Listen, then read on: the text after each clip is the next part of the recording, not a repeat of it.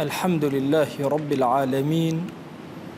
والصلاة والسلام على خير خلق الله محمد وعلى آله وأصحابه الكرام وتابعيهم بإحسان إلى يوم الدين. ربنا أرنا الحق حقا وارزقنا اتباعه، وأرنا الباطل باطلا وارزقنا اجتنابه. ربنا آتنا في الدنيا حسنة وفي الآخرة حسنة وقنا عذاب النار. بەڕێزان و خۆشەویستانم،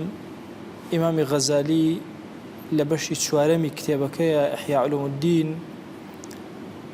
باسی ڕێگاکانی بەرەو خواچوون ئەکات کە ئینسانی موسڵمان بە کام ڕێگایانە بەرەو خوا ئەڕوات. کۆتا خاڵ کە ئێمە لە خزمەتی ئەوەستاین بریتی بوو لە دەرگای تەفەکوور و بیرکردنەوە. ئینسان لە بیرکردنەوەیە بەرەو خوا جەل جەلالوه ئەڕوا، ئەبێ بیر کاتەوە یەکێک لەو شتانەی کە بیری لێ بکاتەوە بەرەو خوای ئەبا بریتی بوو لە بیری مردن. باسی بیری مردنی بۆ کردین کە بەرەو کوێ هەنگاو ئەنێن. اینجا دواتر باسی وەفاتی پێغەمبەری خوای بۆ کردین صلی الله عليه وآله وسلم، و باسی وەفاتی سیدنا ئەبوو بەکر و سیدنا عومەری بۆ کردین. ئەمڕۆژ باسی وەفاتی ئیمامی عوسمان و ئیمامی عەلیمان بۆ ئەکە. ئەفەرمێ وەفاتی عوسمان ڕەزا و ڕەحمەتی خوای لێبێ، عوسمانی کوڕی عەفان دوو جار زاوای پێغەمبەری خوا صلی الله عليه وآله وسلم و هاوسەری دوو لە خێزانەکانی سێهەمین خەلیفەی موسڵمانان کە حیا و شەرمەکەی ئەوەندە گەورە بوو مەلائیکە شەرم و حەیان لێ ئەکرد. پێغەمبەری خوا صلی الله عليه وآله وسلم کە لە مەجلیسە قاچی ڕابکێشایە، ئەگەر سیدنا عوسمان بەهاتایە یەکسەر قاچی هەڵئەکێشایە و ئەوەندە کەسێکی بە شەرم و بە حەیا بوو. ئیمامی عوسمان لە هەندێک ڕیوایەتە لە باسی فتنە بۆم باس کردن کە دەرگای فتنە ئیمامی عومەرە، یان سەرەتای فتنەکان لە کوشتنی ئیمامی مەظلومەوە دەست پێ ئەکا کە ئیمامی عوسمانە. زۆرێک لە ڕیوایەتەکان ئەفەرمون فتنە حتا زمانی ئیمامی عومەر دەرگاکەی داخراوە، چونکە دەرگاکەی بریتی لە ئیمامی عومەر. لە دوای شەهیدبوونی ئیمامی عومەر دەرگای فتنە کرایەوە و سیدنا عوسمان ڕەزا و ڕەحمەتی خوای لێبێ چەندین جار موژدەی بەهەشتی پێدراوە کە بۆتە خەلیفەی موسڵمانان. طبعاً بوقعی ئیسلامی زۆر گەورە بووە، خەڵکێکی تر هاتووە، دەست هاتووەتە ناو ئومەتی ئیسلامی و ئیشەکە.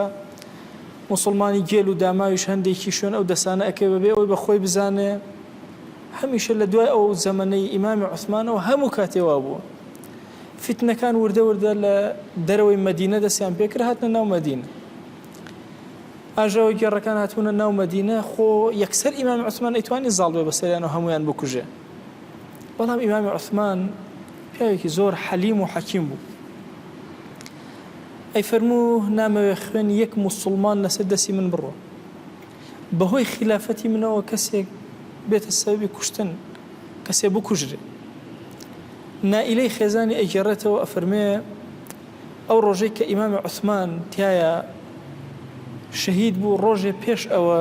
ئیمامی عوسمان بە ڕۆژوو بوو، حیساریان خستوە سەر ماڵەکەی،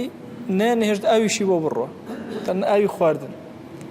ئێوارەی بەسەر هات ویستی ڕۆژوو بشکێنە. نائیلە فەرمێ وتی حەزم لە تۆزێ ئاوی فێنکە، ئەڵێ داوامان کرد لە فتنەچیەکان کە تۆزێ ئاوی فێنک بێن. ئەم فتنەچیانە هەمویان خراپ نەبوون، بڕێکیان موسڵمانی زۆر باش بوون، بەس بە گێلانە شوێن ئەو فتنەیە کەوتبوون. هەندێکیشی ئەوە لە بنەوە یەهود بوون، هەندێکی منافق بوون، هاتبوون دەوری ماڵەکەیان دابوو،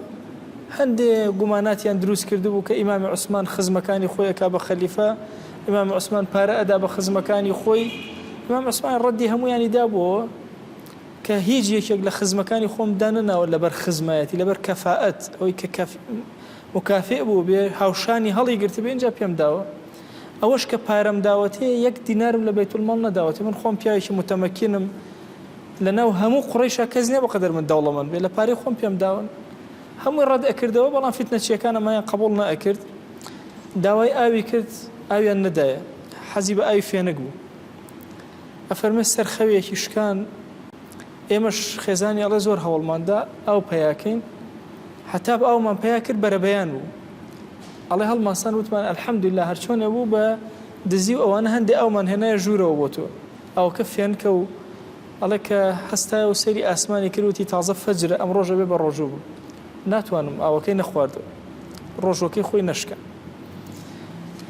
ئەفەرمێ دوایە ڕووی تێکردم وتی بەخوا ئەم ئاوە زۆر فێنکە و زۆریش حەزم لێیە بەڵام ئاگام لێ بوو پێغەمبەری خوا صلی الله علیه و آله وسلم لە خەوما ئەلەو سوچی ماڵەمەوە دەرکەوت پێیوتم ئەی عوسمان ئاوێکی زۆر سازگار و فێنکی بەدەسەوە بوو وتی بخۆرەوە با تێر بخۆی ئەڵێ ئاوەکەم خواردەوە تێرم خوارد فەرمووی زۆرتر بخۆرەوە ئەڵێ زۆرترم خواردەوە وڵا یا ڕەسوڵڵاه ئیتر پێم ناخورێتەوە تاو فەرمووی دەی سبەینی ئەەکەیتەوە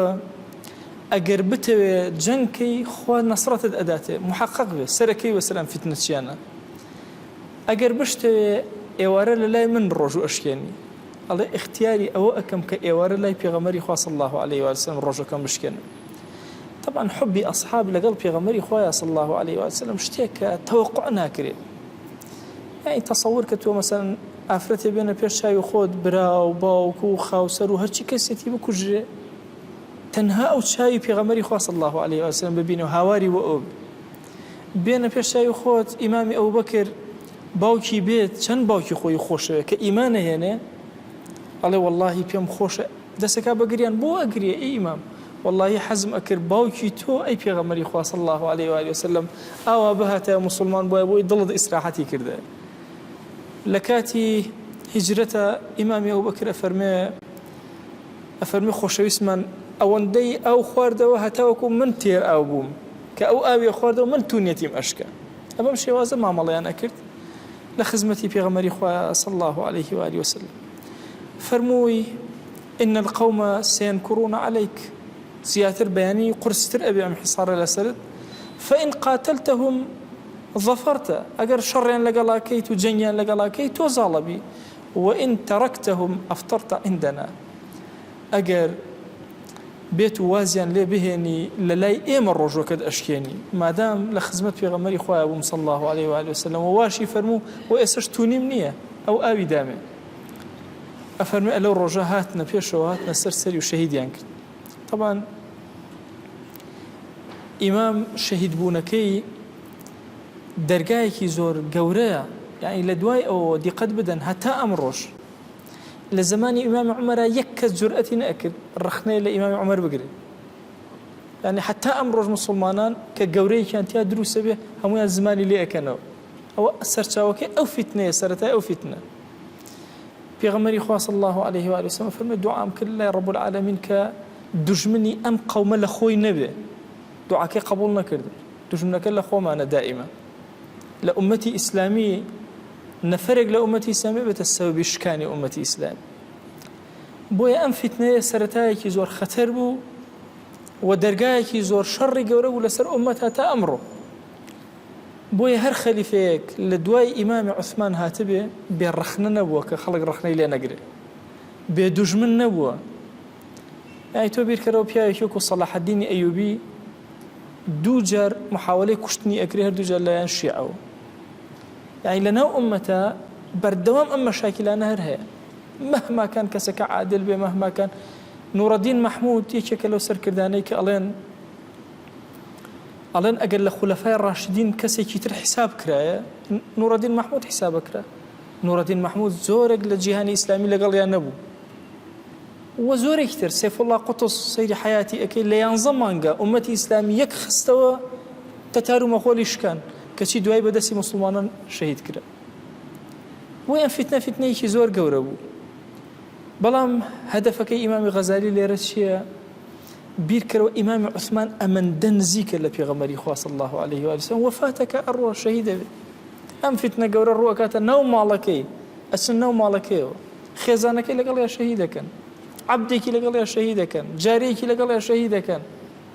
ئیمام لە هەموو ئەم حاڵەتانە هاوارەکە ڕەحمەتی خوا لەو کەسەی بە عەبدەکانی ئەڵێ بە جاریەکانی ئەڵێ هەر کەسێکتان ئەو شمشێرەی بەدەستێت داینێ ئازاد بێت لە پێناوی خوای بەس شمشێرەکە دایان جەنگ نەکە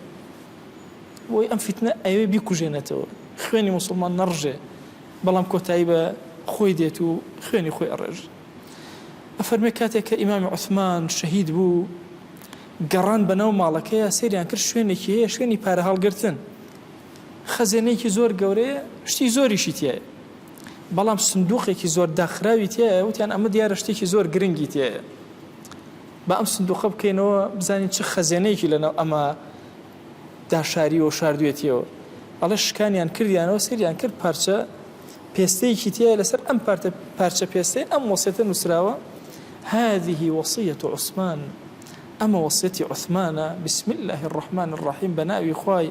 بخشن دو مهربان عثمان بن عفان عثمان كري عفان يشهد أن لا إله إلا الله وحده لا شريك له شاتي أداك هيج برسترائك لسر زوينية بتاق تنها إلا أخوانا بجل جلاله بتاق تنها كهيج شريكي كينية وشاهدي أداك محمد پیغمبری خواه صلی الله تعالی علیه وسلم و عبدی او شاهدی ایاک بهشت راسته شاهدی اداک آگر راسته شاهدی اداک خلق هر همو زندو بيتو لنا گورکان ولا بردم خواه رأی گیره لروجك هیچ گمانیتیان کدیت بهیش شوازی خواه گور خلافی معاد وعد كان خواه ناکا لسر ام وستا عليها نحيا جيان من لسر اما كردو وعليها نموت لسر أماش أمرين وعليها نبعث إن شاء الله للرجل قيامتي شا زندو بنا ولسر أم وسط زندو بنا أم وسط زور قوري هر يكيق لإيما أبي بخويا بشيتوا آيا من أتوانم أم شاهدية بدم كمن هيج برستراوك من إلا الله نبي عقيديك أو جوانا دام زراو كبيغمري خواه محمد صلى الله عليه وسلم روانا كراوي خواه وبحق قناعتي دلطة جنة ونار نيجو طاعته كان فرزة كان بشكاني إيمان أيا همو أما الراسخ اللي ضليتو يا هيا أما الشهادة بحق وأما وصيتي إنساني مسلمان كأيكات إمام عثمان شهيد كرا أم كسا خوشويستي لا إخواج الجو إيري بجهر كجراو شهيد كرا تصورك ئێمە گوناهباری خەجاڵەتبار وەرە کەسێک ئەوەنە قوربی هەیە و ئەڕوا بەو شێوازە ئەی ئێمە بەتەمای چین یانی ئێمە بۆ تەفەکر لە مردنی خۆمان ناکەین ئەوە پیاوە بە حەیاکەی ئومەتی پێغەمبەری خوا صلی الله عليه وسلم شەهید دەبێت لەنا فیتنەیەکە ئەڕوا ئەی ئێمە بەتەمای چی بین ئەی ئێمە بەتەماین تەسویف بکەین و تەوبە نەکەین و هەتا وەکو بە ئیسراحەتی خۆمان و کاتی ئەومان بێت و تەوبە بکەین کەس نازانێت چ لەحظەیە ئەڕۆین چ کاتێک کۆتاییمان پێ سيدنا علي رضا ورحمة خوالي بهمان شواز طبعا لخلفاء هر إمام أبو بكر الإمام عمر بشهادة الروا إمام عثمان بشهادة الروا إمام علي هر بشهادة الروا إمام علي إمام الشعبي وما نجرته وأفرميك ضربي كان دال إمام علي رضا ورحمة خوالي أفرميك هاته بهوش خويا فرموي ما فعل بضاربي أريتشان كلو كسي كلمني دا يا قربان قرتو مانا أخذناه فرموي أطعموه من طعامي من خوم تشخوارني أخوم أو خوارنا بدن بو ظلمي لنا كان بينانو آوي نكن واسقوه من شرابي هرشي من أخوما ولا مالك أخوما همان أوشتج بدن بو ولا سجنابي فإن أنا عشت رأيت فيه الرأي أقر جيانا كرد أو رأي خوم درب رم آزادي أكم عفوي أكم أو ما في خوما ما في كزنية تصور كلم كاتا أترسع عدالة جيبجي نكري خلق لبروي أم خليفة مسلمان ظلمي ليبكن فكالظلمي لينا كان أقر من نكجم أو كسا مستحقي كشتني أو كاتا الرأي خوم هيا يا آزادي أكم يا أوتا لشرع باري أو شواني لي أدري أو شواني لي أسنريك تشاقوكاني وشانو مثلا أو اندي لشرع أرشي أوي قربوي أو أبو إمام علي أكريتو يان أقر شوانك سقدبو لم كسا أكري قود لو كسوار بجيري أو نقصاصي لور بجيري أو شواني مثلا بنجي كسي كبروي بنجي أبريتو لو زياترني عدالة فرموي أي أجر هاتو من مردم أجاتن ليبي أو يجزر بيلا من داو دواني لي ندن تنها يجزر بيلا بدن تنها يقدان اللي بدن بيكوجن كسي تري شخصنا بس يكذب بخون بينيم تنها يكذب أفرمي إمام رضا ورحمة الله عليه برويتي كردن فرموي حسن بابان كان حسن يكرم أجر مردم بقى أو بمشوا أجاتن ليبي كفني زورم بون نكن بشتيكي سادب كان كفنم نشن زيادة الرأي كان يوم ليبو ولا بيغمبري إخوة صلى الله عليه وآله وسلم فرمويتي لا تغالوا في الكفن فرموتي زيادة ريمك لكفنا فإنه يسلب سلبا سريعا هرزول لك لإنسان لأبت الله شيء أروى زيادة ريت يا مكان اشتكي سادب كان كفنا كمتان برت نبى سريعي بن نبى هواشي لسرخو هواش بن بخوا أجر هاتو تشاك كاربو أو إيوه أم بن برو تشاكو برو أشينو أبن كتشاور مكا بخوا خراب كاربو أو مدعيك وبسرشاني إيوشم أو مدعيش زيادة شكا بشر أروم برو أخشين خراب أروم كتشاور مكا روايات كرا أو شويك شهيد كرا أفرمي أو بيانية سيجار ابن تياح أفرمي خبرم كردو بو نيجي بياني هل نأسا راكشاو الله دواترك هلصا لدم خوي وشعري أود أيو خو كوكروا بو مردنه چونکە مردنە زۆر نزیکە نەترسی لە مردنێ هەر ئەوەندەیە چۆن کەسێک لە دوورەوە بانگ ئەکرێتۆش ئاوا بانگ ئەکرێت و ئەڕۆیت ئەفەرمە کە گەیشتە لای دەرگا بچووکەکە بچێتە ناو مزگەوتەوە لەوێ عەبدوڕەحمانی کوڕی مەلجەم بەرچەقۆیدا وە شەهید بوو چەقۆکەی زەهراوی کردو بۆ تەئسیر لێ بکا بیکوژی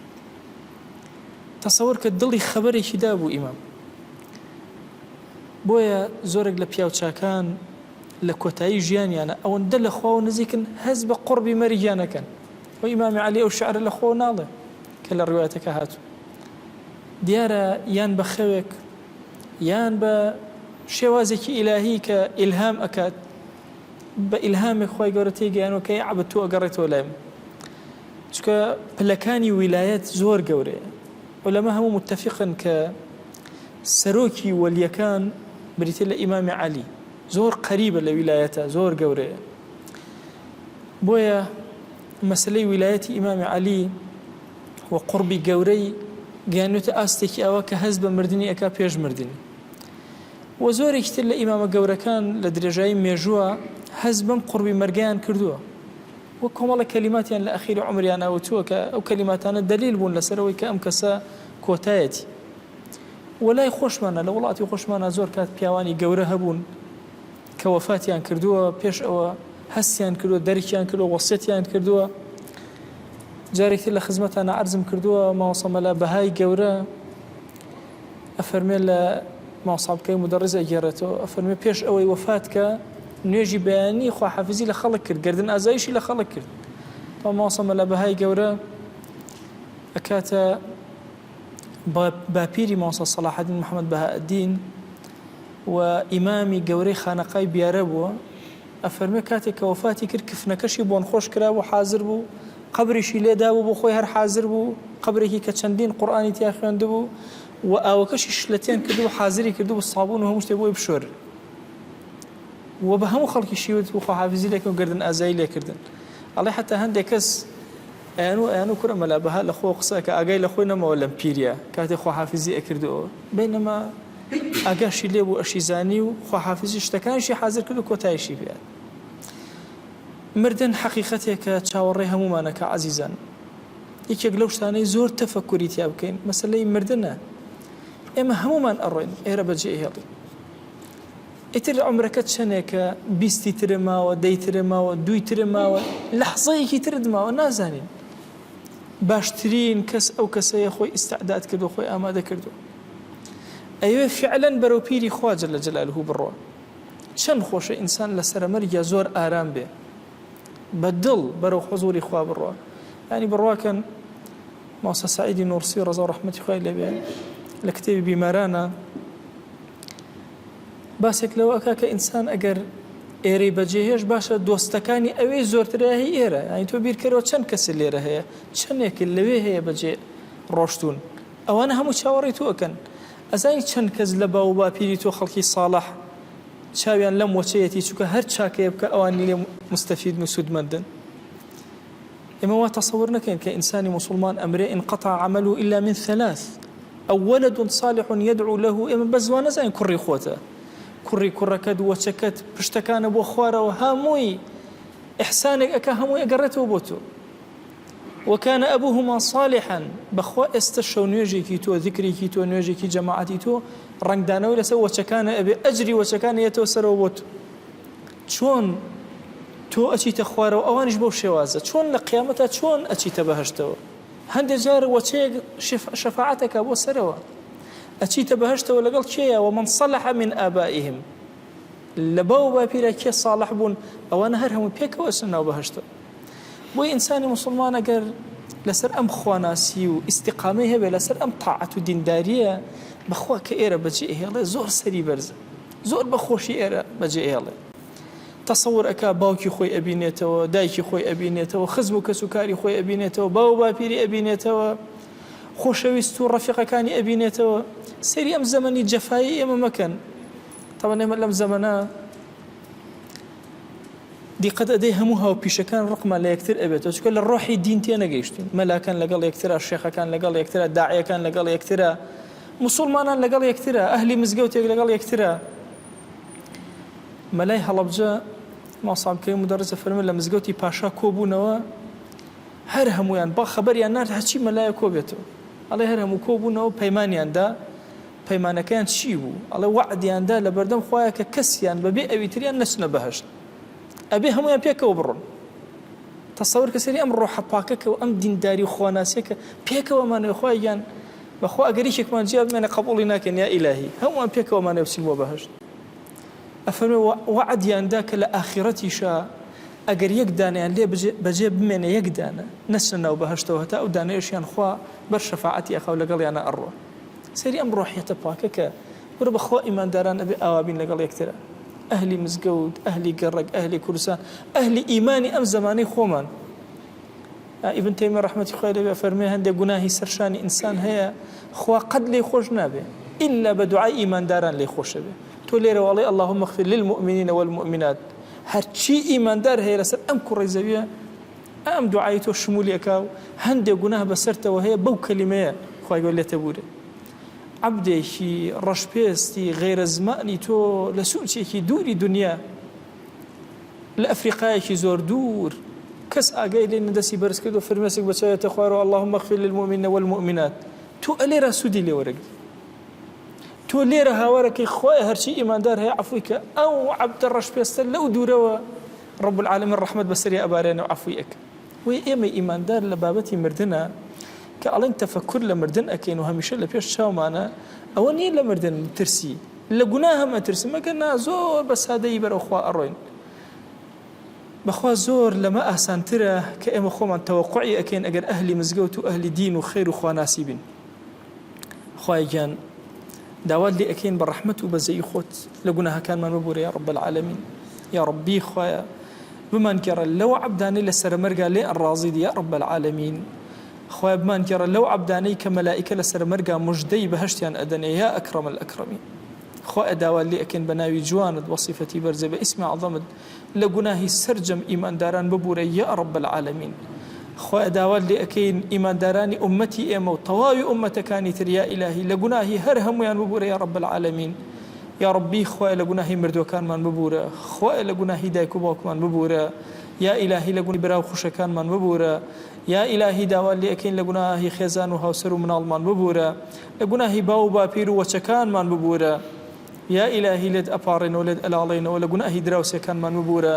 لە گوناهی خۆشەویستان و خزم و کەسوکارمان ببوورە لە گوناهی ئەهلی شارمان ببوورە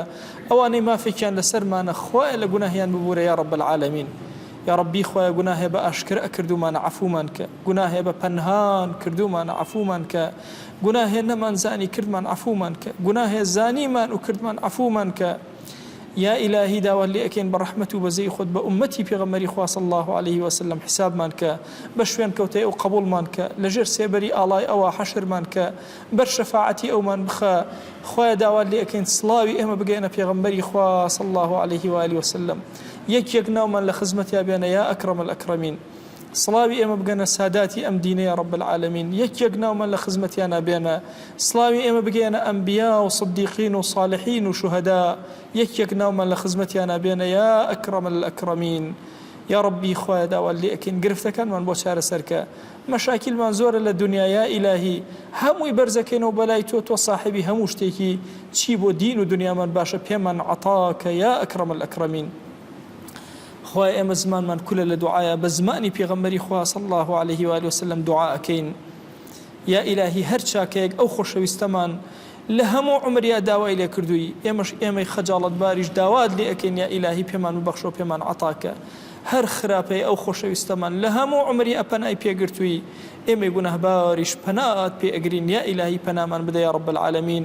آمين آمين والحمد لله رب العالمين وصلى الله على سيدنا محمد وعلى آله وصحبه وسلم تسليما كثيرا أبدا إلى يوم الدين خواهي قول لقناه من شيء أجبوري وخالي من قبولك